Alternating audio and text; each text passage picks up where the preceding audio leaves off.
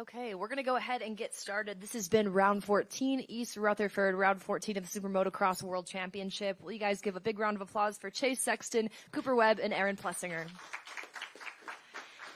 And quick rules of the room, you guys know the drill. State your name and affiliation before your question and pass that mic around.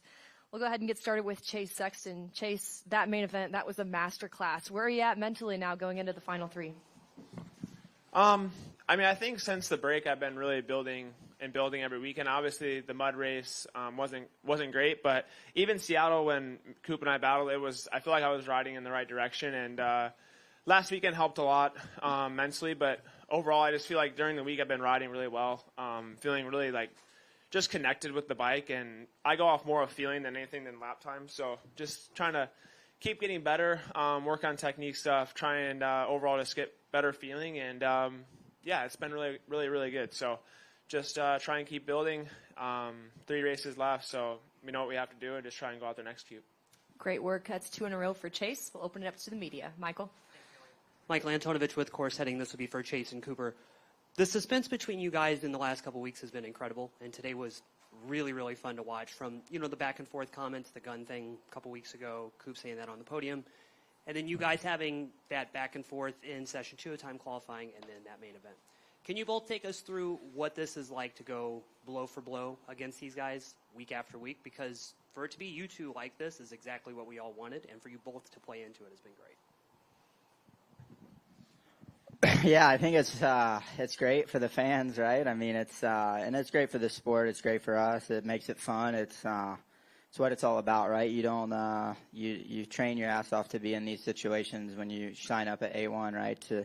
To be in a championship fight towards the end. So, yeah, I think for me, I'm leaning on experience and just been in here doing it with some amazing riders, and now it's with Chase. So it's definitely, I think for the fans, great. If it was me selfishly, I wish I could run away with the thing, but it's not the case. So has been good, and I'm just gonna stick to my thing and keep the, we're both hell of competitors, right? So it's fun for everybody.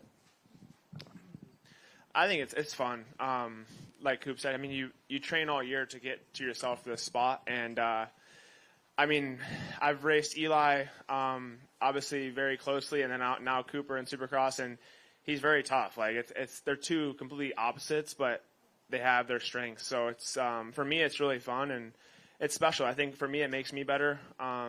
Each weekend battling him, very strong-minded. So just trying to have fun with it, honestly. Just trying to stay loose and not get too serious. Obviously, I want to win. That's the goal. But I think in the past, I've gotten just too locked down. And I think for me, just being loose and having fun is the name of the game for me. And when I'm having fun riding, that's kind of how I ride. So I'm having fun with it. And like I said, Coop's a great competitor, and it's been fun so far.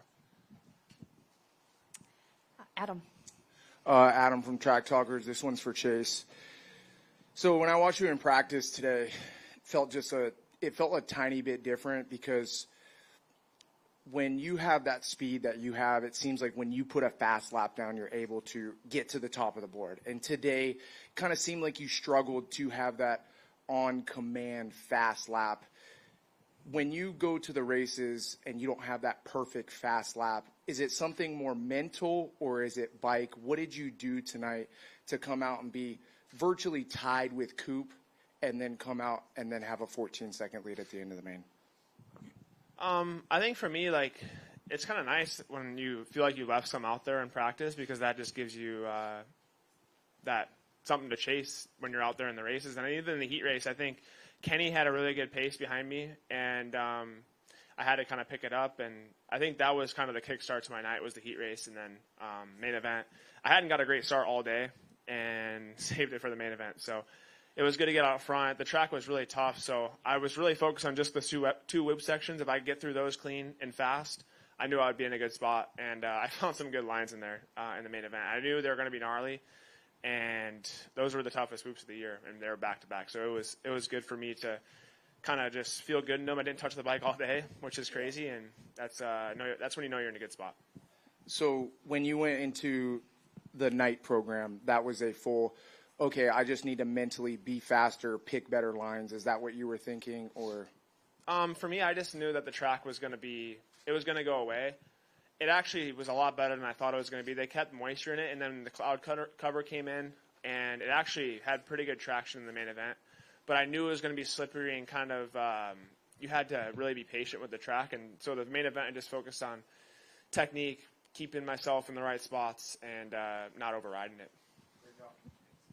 Scott. Now, Cooper, obviously it's only a 3-point loss, but it was a big gap. Like, simple question, like, where are you at mentally after that race? I need to blitz whoops if you want to win. You know, that's the bottom line. And I tried there for a little bit and just I wasn't able to do it, right? So we've been working on it, but tonight there was ruts through every single whoop. So it's genuinely impressive what Chase did through there. So, yeah, I need to work on that clearly. And I feel like for me that was where he was just night and day better. And early I stayed with him everywhere else, but the whoops he would blow my doors off, and then it was catch up from there. So I feel mentally I'm almost better knowing, like, hey, you know, I was just as, in my opinion, I was probably right on par everywhere else, but it was the 2 sets of whoops that really killed me tonight, and it probably should have been a bigger gap if I'm being honest. You did have that line jumping over the table after the whoops. Is that something you had done all day, or did you start doing that in the main?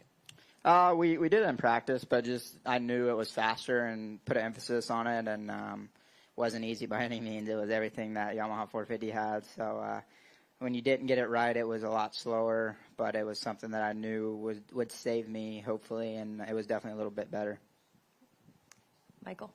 For Chase, I haven't heard you reference it yet, but to lead how you did and to put together that many consistent laps, did you enter the flow state like you've mentioned in the past, or were you on the cusp of it, or did that just feel good? Yeah, I mean, I knew it was going to be a long main event just with how gnarly the track was. So the first few laps, I really just kind of let myself get into a flow. And then once I got there, I tried to click off fast lap after fast lap. And yeah, like, I just had a really good feeling in the whoops. I've hit whoops like that a lot in practice, but at the races, they get really gnarly. And I just felt really comfortable all day. Never really had any moments, which is good for the confidence. I feel like one mistake can really throw you off, just for feeling in the whoops, because they're gnarly and there's really no room for error when they're like that. So yeah, it was solid all day, and I was just able to lean on my technique and my talents that I have in the whoops. So it was good, but overall, like I said, I just kind of clicked off fast lap after fast lap, and I became easier and just had a good flow. So it was good. Mitch Kendros, Racer X. We'll go to Aaron for this one. You mentioned the track being kind of steep. You were behind Barsha there for a couple laps. How was it like racing perspective-wise? There was a lot of 180s and stuff. Just walk us through how, you know, were you able to make passes, and just throughout the night how the racing was on the track? Yeah, it was honestly really tough to pass, especially when, you know, he would swing out wide and then cut back, and I would think he was going to stay, you know, to the left or whatever, and I'd go right, and then he'd be right there, and then I'd have to miss a section. I did that like probably 3 or 4 laps in a row, and then he would yard me in the whoops one lap, and then I'd be right on his rear wheel, and it was just like I would catch him in the hardest sections to pass, and I would, you know, it would slow me down trying to make the pass and not making it stick. So it was definitely tough. It made my heart rate get up there for sure. I was holding my breath a lot, and then, you know, unfortunately he crashed, and then I wasn't really off the hook. Jay Coop was like right there, and I had a decent flow going about 4 or 5 minutes ago, and then and then I got into lappers and about crashed like 6 or 7 times, and then yeah, it was a tough one for me. That was probably the hardest track I've raced all year. So that was tough. I'm pumped to come away with third and yeah, get closer to the end of Supercross and closer to the beginning of outdoors. Just a quick follow-up. You mentioned Justin Cooper there behind you. There was a lot of back and forth, but could you tell where he was, or did he kind of surprise you? Like, how did you gauge where he was throughout the race? Nah, I could see him. Like you said, there was a bunch of 180s, and I could keep an eye on him. It was just the blue bike right behind me. But no, he got really close there for a second, and I think he made a mistake, and me and Barsha got away from him. And then all of a sudden, I made a mistake, didn't jump the finish line, and he was right back on me. So, yeah, it was tough. It was barn burner for sure back in the battle for third. We'll welcome our online media into the conversation, starting with Brent. Yeah, Brent Bowser, Whiskey Throttle Media. My question is for AP. Kind of following back on that question we just asked. You were behind Barsha for a while. I mean, it was probably 5-6 minutes. I know you trained with him. How hard were you playing out the long strategy, thinking, hey, maybe I can just wear him down, but also you had Jake Coop behind you? And we all know how Barsha is, right? Even though you train with him, you got to be careful. What was going through your mind as you were trying to navigate through the main? Yeah, I definitely wanted to pass him, but I also knew that I had to pass him and make it stick, And he was riding really, really good. He was hitting the whoops really good. And then, like I said, I would catch him in sections that he would know I would try to pass him in. So, I would show him a wheel, and he'd jump into my line and just, like, I guess with experience, just he knew where I was at all times. But I wasn't really too worried because we were kind of pulling away from Jay Coop in the beginning, and then all of a sudden he picked it up, and then I started kind of panicking a little bit, like I need to get by. And then, Jay Coop messed up, and then I messed up, and then Barsha made a really big mistake, and then we both got by him. But yeah, like I said, it was a gnarly race. Nick.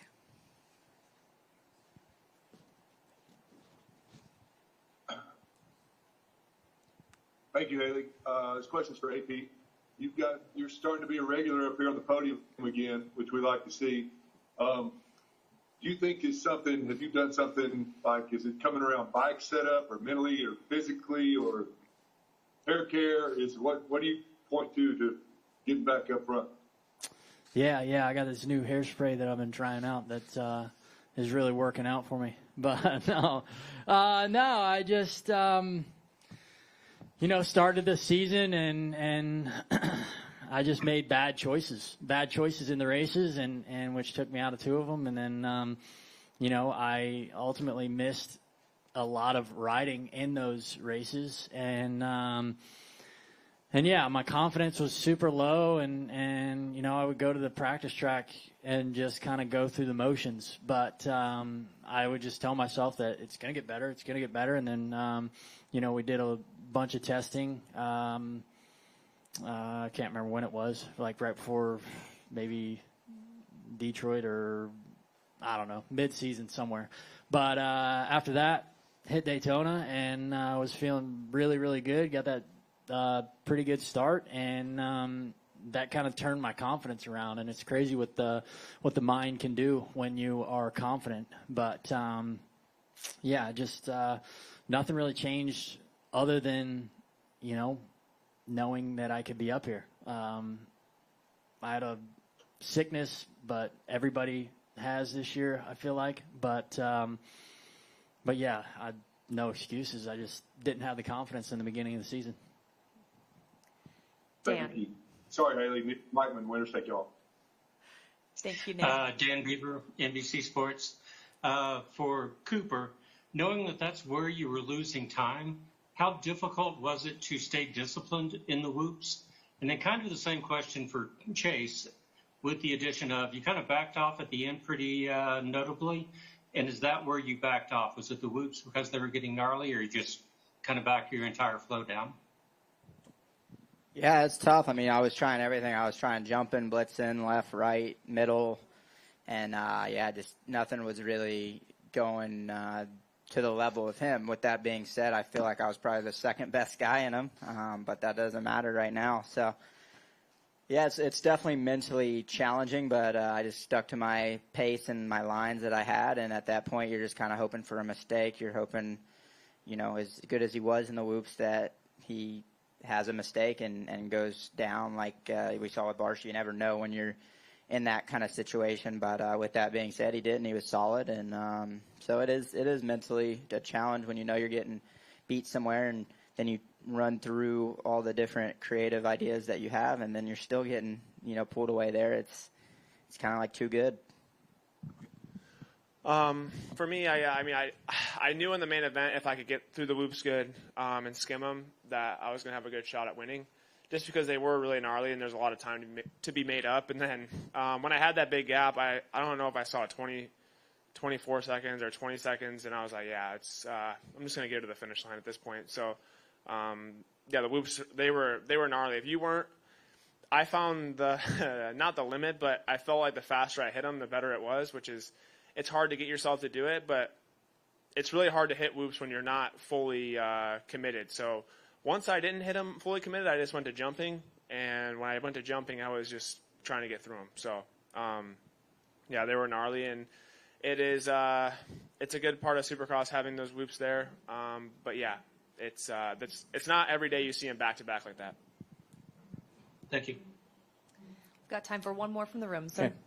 Michael Lindsay, Valmex for Chase Sexton. Chase, right after you got off the track, I believe I heard you say either to Jade or Ian that those last 10 laps were easy. From an outsider looking in, that sounds crazy to hear, as gnarly as the track was tonight. When you say that kind of thing, are you that locked in? It was mistake-free? Is it just one of those things where you're in such a zone that guys experience when, they're on a good day practicing, that it just comes to you? I guess, like when you say those last 10 were easy, walk me through that.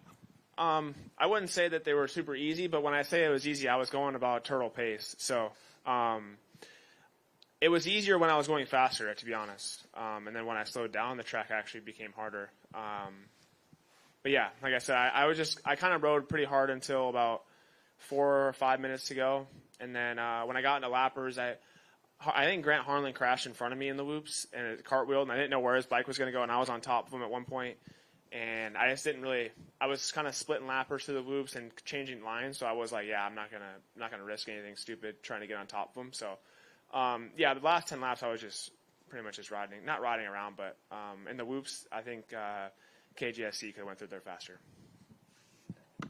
That's all we have time for this group. Gentlemen, thank you so much. Chase Sexton, Cooper Webb, and Aaron Plessinger.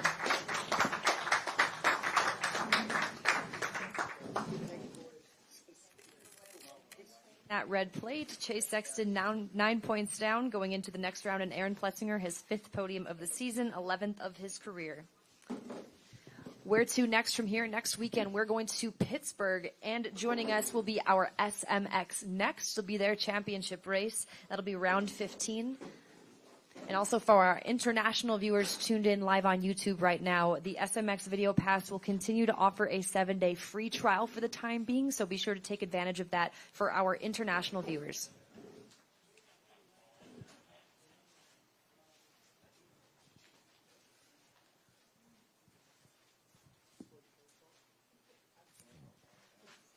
And we will get this 250 East portion of our press conference underway as soon as we have our top 3.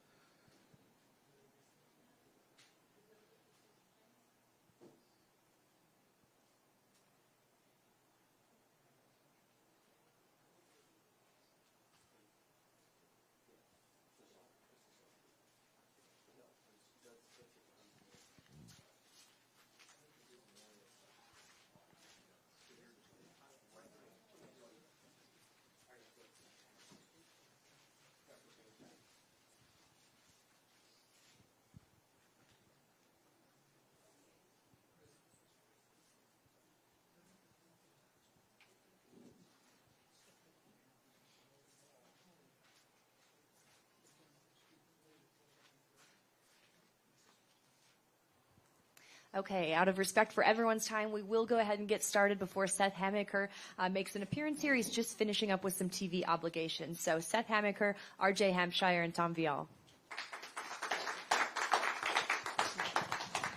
We'll go ahead and get started with you, RJ. Another pivotal race, great points day for you. Where are you at now going into this next one?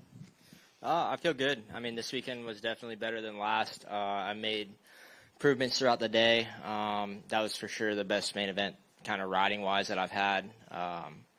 Just needed a little bit more and didn't have it. Those starts were really important, so he got that kind of little bit of gap there in the beginning, and I couldn't make it up. So overall, though, I'm happy leaving here. Have another shot next weekend in Pittsburgh. Great work today. We'll open it up to questions from the media, starting with Scott. Scott Yarjo, Moto Now. Tom, the last few weeks haven't been great for you in terms of points loss. How are you feeling right now in terms of your title chances? Yeah, like you said, the last two races have been pretty bad for me, especially the one in the mud. But my start wasn't that good, and I had to pass a few guys, and then I was being RJ pretty much the whole main event. And the guys were riding good. Seth was fast, and RJ too, and I was just feel like I couldn't get close enough to make a pass or anything. So track was pretty gnarly. And I think right now the start are pretty important, and I have to make it happen for the next two races. Is there anywhere specifically on the track that you noticed yourself losing time? I think me and RJ was pretty close. I feel like when you get maybe the last 6-7 laps, we get through the lapper, and then it's kind of like we win some time and lose. Depends on each lap, but the speedway I feel like pretty close. Seth was good. He had a great start, and he was putting away pretty early in the race. And I mean, from there, it's hard to catch, of course. Michael. Cool. Michael Antonovich with course heading. Seth, we'll go with you. I mean, ideal day all the way from start to finish. So can you take us through it and how it feels to have sole command of the red plate? Yeah, it was a good day for me. Felt pretty good on the track from the practices, and heat race was pretty good. Nate was riding well, so wasn't really worried about not getting that win. Just besides gate pick is always pretty important, especially, once the ruts get pretty chewed up in the main event. But other than that, I was pretty happy with the riding still. And that was the first time, because I got sick this week, and then doing just a couple laps in the qualifier, I felt pretty good. But the heat race, I knew the main was going to be a pretty long one, just physically. And then, got off to a good start in the main event. Felt like the heat race, Nate was right in front of me again. I knew I had to make a quick pass. Got him right before the Supercross triple at the end of that long rhythm lane, which was good to get him early. Then he was putting pressure on me those first couple laps. He was riding well tonight. And, it was from halfway on. I was definitely feeling it physically tonight, but just kind of put my head down and tried to ride smart, consistent laps. The track was really challenging. Two whoop sections like that were pretty treacherous, and it was nice just kind of trying to manage the gap, and RJ and Tom were riding really well, so it was a tough race, but happy to get the win. Mitch Kendra with Racer X. We'll stick with Seth on this one. Congrats on the win, by the way, but also I feel like you've got the starts that you've needed now that's been crunch time. Is that a change in mindset, and you feel like you're out of your comfort zone trying to push to get the start? Just walk us through the process there, knowing it's do or die now at this point. The starts are definitely super crucial, especially at this point in the championship. But, I feel like my starts have been pretty solid this season so far. So I just try and execute what we have been doing. Try not to change anything, major. And good gate pick is important. Like I was mentioning earlier, just setting yourself up with good qualifiers, good heat races. I think that has a big part. And, just execute and getting around that first corner clean and as far front as you can for sure. Yeah, and then a win, sole possession of the points lead. For you being from Eastern PA, this historic, Northeast swing, what is it like to be able to get a win, to be in the championship fight, and just to do it in front of your home crowd? You're within pretty close to most of these races. Just walk us through that Northeast swing here. Yeah, it's been super cool. A lot of races that I've had so many family and friends been coming to. Even last week, Philly's technically my hometown race, but with all this East Coast swing, I feel like the same people that are at Philly are at this one, and then Pittsburgh next weekend. So it's really cool to have everybody here. It fires me up a little bit more, and to be in the championship fight and to be having these good results. And I've been wanting to get a win in front of them for a while now, so that feels really cool.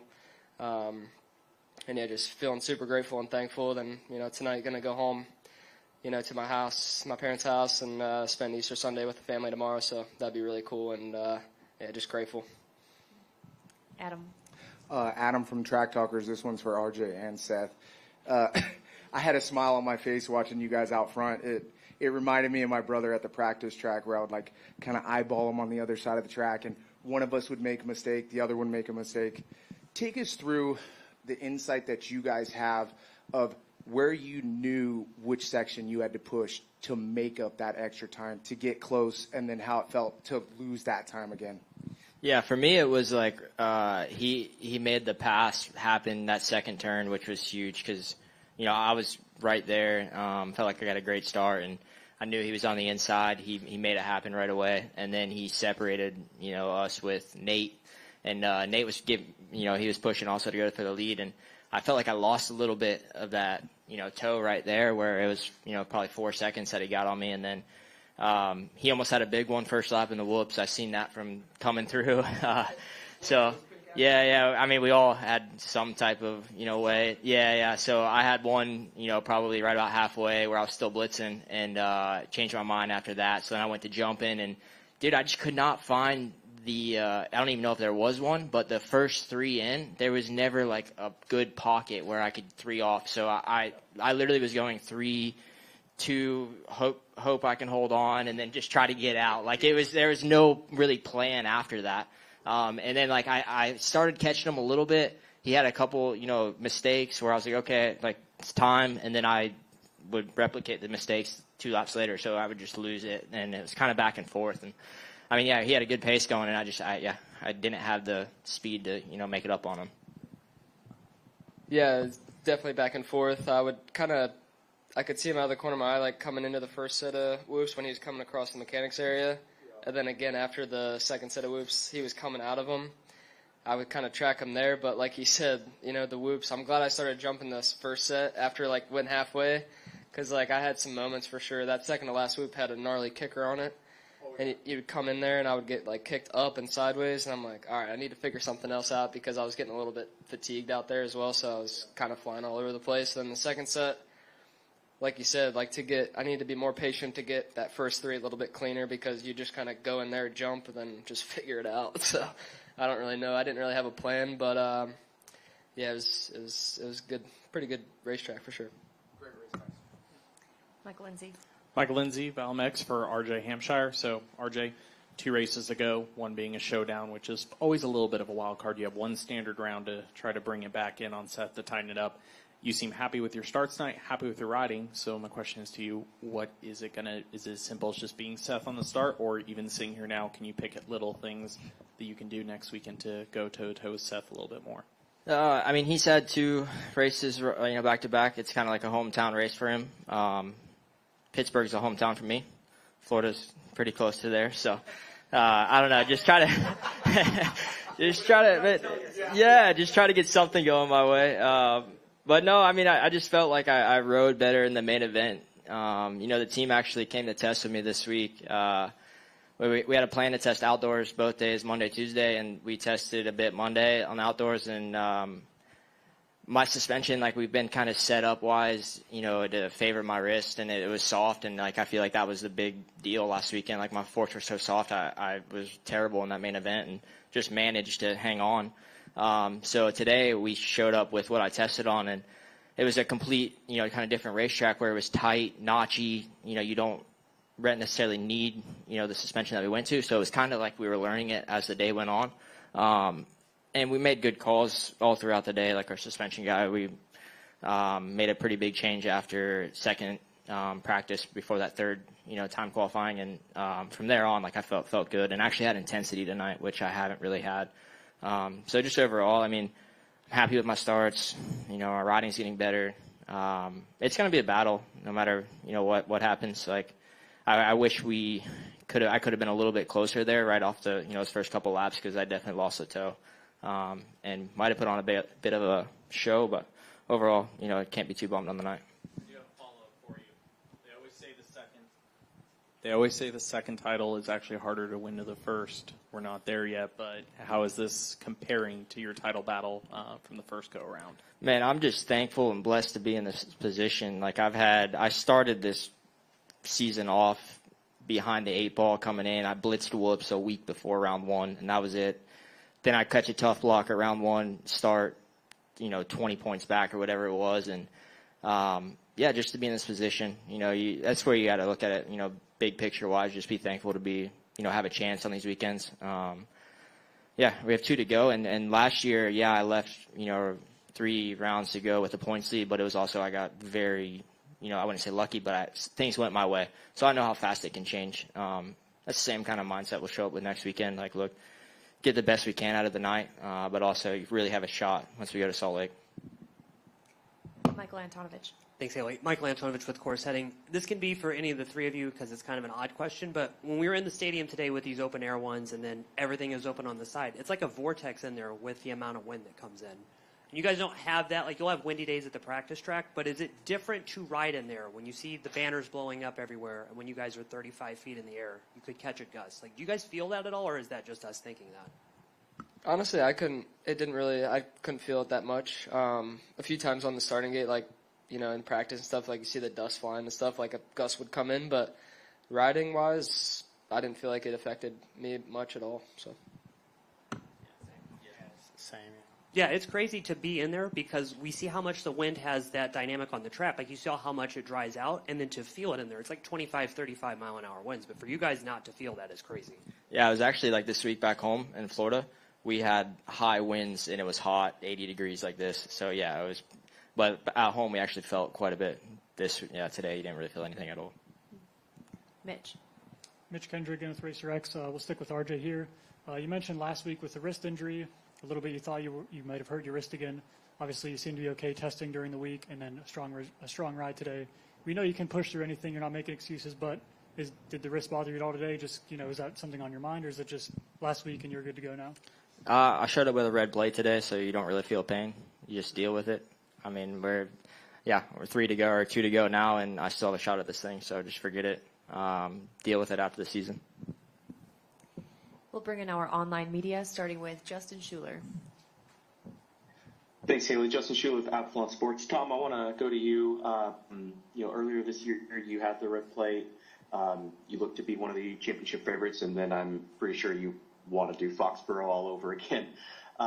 But you are 7 points out of the hunt, or out of the top spot with 2 races to go. So what are these 2 rounds at Pittsburgh and then the Showdown at Utah looking like for you, and how are you preparing yourself for that? Yeah, I feel like obviously I lost a lot in Foxborough. Like, I feel like RJ has also pretty much the first race in Tampa. He was almost last, and I think Seth in Detroit also was pretty much last. So we pretty much have all 3 of us one race out, but I think the start next weekend is going to be important, and try to put myself in some better position early in the race and fight. Of course, next weekend is going to be important to fight for that win. What about the Showdown round? With the West being in combination, how much of a curveball does that get thrown at you, or do you just prepare for that as any other round? Yeah, the last race in Salt Lake City, anything can happen. So like RJ said, we try to put ourselves in some good position and try to get a shot for the title. And that's really my goal for the next races, to be still there, close to the leader. And hopefully next weekend we can finish in front and then get ready for the last race. Awesome, thank you. Jamie Guida, Vital MX. I'll go to you, Seth, on this one. I've been hearing rumors that the track build was a little different than other tracks. Peakier, steeper, transitions weren't great. How was the track from your perspective overall? Yeah, overall, maybe a little bit peakier, but I feel like the dirt had a little bit, to do with that. As, we have, Foxborough, then last weekend with 2 mud races, then we come back to this one, so it makes it feel even more of a change, just coming back to a normal, build and dry, I guess. But and then even with the conditions today, with how they built it, pretty big whoops, and then with the rhythm sections being a little bit peakier and holding up a little bit more, it was you had to hit your marks a little bit more. But I think it's good. It keeps the technical aspect pretty nice, but changes it up to not just different build to build from race to race. It's a little bit different.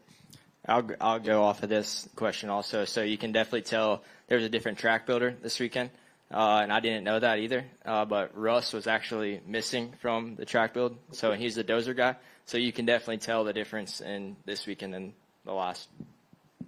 Yeah, that's what I was hearing. Appreciate the answers, guys. We got time for a few more. Brent. Yeah, Brent Bowser, Whiskey Throttle Media. My question's for Seth. Seth, after the start of the season, round 2, you get 17th at Detroit with some food poisoning. Fast forward, you have 2 wins in the red plate and 3 points ahead of RJ. Thinking back to after round 2, could you ever expect yourself to be in the position you're at, or did you always have that determination thinking you can get there? Yeah, I mean, it runs through your head to where you're like, man, it's already this early in the season and that far back, and got a lot of points to make up. But I feel like you never want to count yourself out and keep that determination and fight that you always need to claw your way back. And as we see in this championship fight here, anything can happen, and just got to put yourself in the right positions at the right times and just keep plugging away. Every race you do, take it for what it is, learn from it, and move on to the next. But that's always the good thing. You got another one coming up, and if it doesn't go your way, but yeah, here we are, and super grateful to be in the championship lead. But yeah, like we know, we got 2 more races left with the East-West Showdown at the last race, so we're gonna have to keep just doing what we're doing. And I got time for one more. Nick. Thanks, Haley. Nick Blackman with Winter State Y'all. You guys just winding down for this series, couple races left. This is for all 3 of you. Do you, like as a team, do you talk about the points being so tight for 3 of you, or you just talk about the results and kind of business as usual? Yeah, I mean, it's in the back of your head for sure, and you know where you're at. But at the end of the day, when the points are this close, I feel like you just kind of got to go out there, and the win's the main goal. And if you can get a little bit of a buffer, great. But if not, you always want to put yourself in a position to have a shot at that last race in Salt Lake City. And try not to weigh on the points too much. Yeah, what he said. I mean, I hope I can go out next weekend and get a win, and we show up to Salt Lake tied again in points. That would be cool. But yeah, I've just gone through this last year, so it's not new to me. But also, I mean, it's a championship, so yeah, 2 to go. Take it weekend by weekend. So focus on Pittsburgh and put everything we have into that. Yeah, same. I mean, same for everyone. We all try next weekend to get that win and be close for the championship for the last race. Thank you very much, gentlemen. Safe travels. We'll see you next weekend in Pittsburgh for round 15. Thank you, everyone. Thank you.